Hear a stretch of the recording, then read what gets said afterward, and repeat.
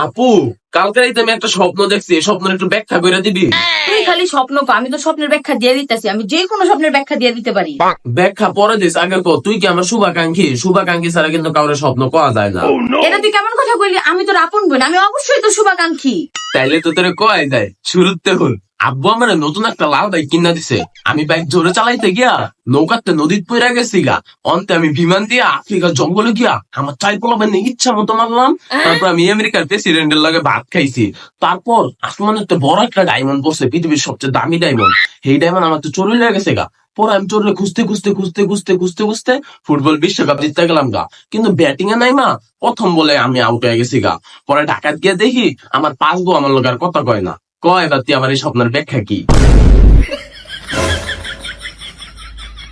ক কিরে কস না কে?